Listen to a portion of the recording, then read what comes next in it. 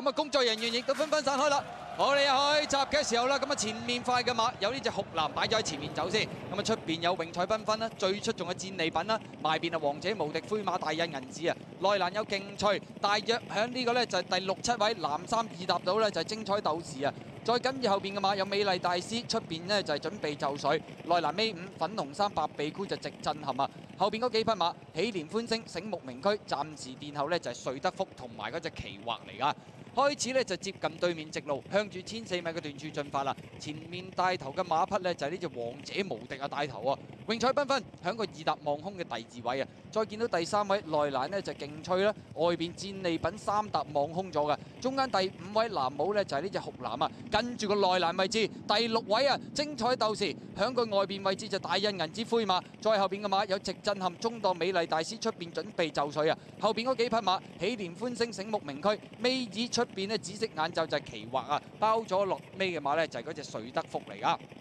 好啦，跑到對面直路尾啦喎，次序上就喐動唔大噶啦。王者無敵喺前面，你放住先啦。第2位嘅馬有榮彩繽紛啊，內欄第3呢就係呢隻勁脆啦，一路3搭望空喎，戰利品啊。中間第5位酷藍，內欄一路鬥下呢就係呢隻精彩鬥士，外邊大印銀紙要走生位咯喎，中間位置仲有美麗大師，響最出有準備就緒，尾5內欄粉紅衫白鼻箍直震撼，揈到最出紫色眼罩奇惑，後邊呢先有呢啲醒目名區啊嗰啲馬。好啦，入直路咯喎，前面透出嘅馬呢仲係呢個王者無敵，中間追上嚟有呢隻榮彩繽紛啊，向入邊精彩鬥士弊啦，打困籠啊，中間追上嚟嘅馬有大印銀紙，跟住佢一齊出仲有直震撼啊，外邊上緊嚟準備就緒，最後200米到啦，戰利品透出咗，大印銀紙直震撼出邊追佢，響埋邊仲有個醒目名區，最後100米戰利品仲係佔先，直震撼同埋醒目名區分連2、3米，接近終點，打俾你贏啊！戰利品第2名有直震撼同埋醒目名區係相當接近啊！